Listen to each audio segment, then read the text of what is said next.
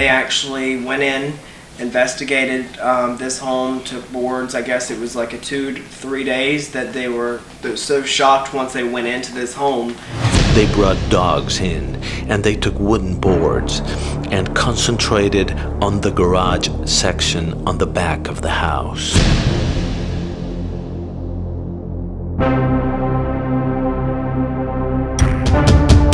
Authorities also took floorboards from the inside of the house, shower curtains, bed sheets, and a series of other objects. They found DNA, blood, that matched not only my friend Jason Galehouse's DNA, but the other victims of other missing men. The gas mask that was found contained incriminating DNA. The gas mask had become Lorenzo and Schweikert's trademark of torture.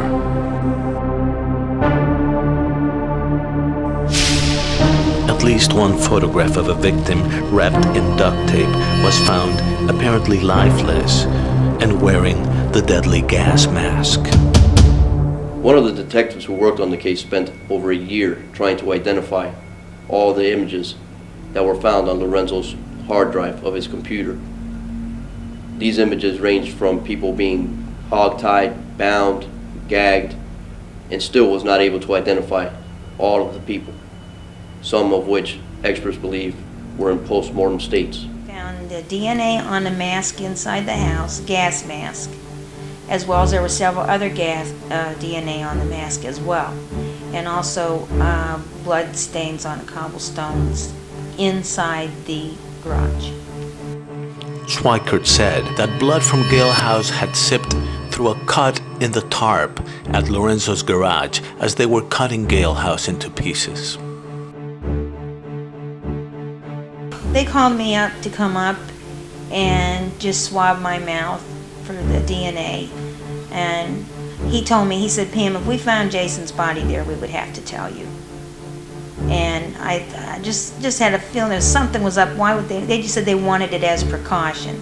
Then the next thing I knew, they called me up and said, could we get his dad's? And I said, well, his dad isn't well. Well, we can go down to South Venice and get his DNA. And they did.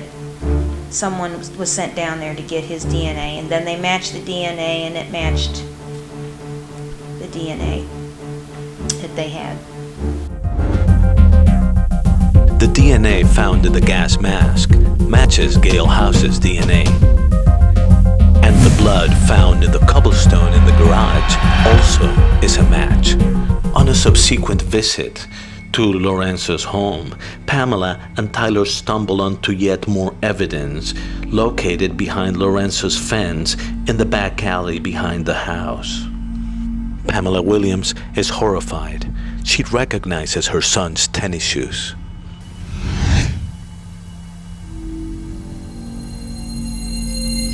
According to the neighbors, they told us that the neighborhood was closed off and it was a big ordeal. How could you leave a vacuum cleaner that would have fibers and a shoe that would have materials of, being able to swab it for DNA? I knew from watching Court TV and other mystery shows that these were most important in a missing persons report.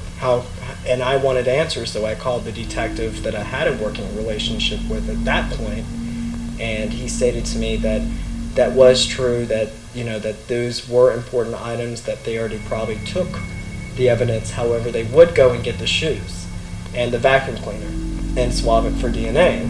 The next day we went out to that area. They were still there.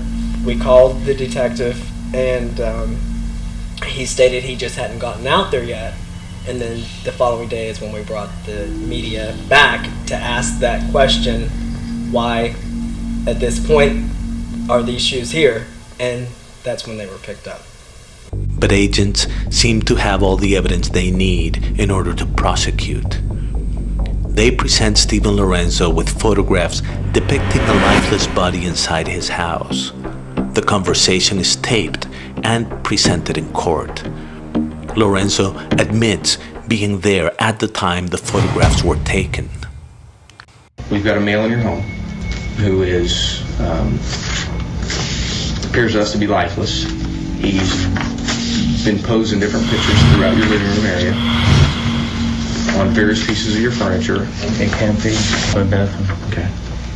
Guy's in your tub. Okay. Again, dates December 21st. Okay. Steve, that's your hand. Let's look at it. That's my hand. Okay. Okay, that's your hand. Okay, listen to me. I'm flipping out. Michael, okay, I understand that. Michael Wacholtz was in your home. Okay. Explain to me what happened. Tell us. Listen to me. What do I do?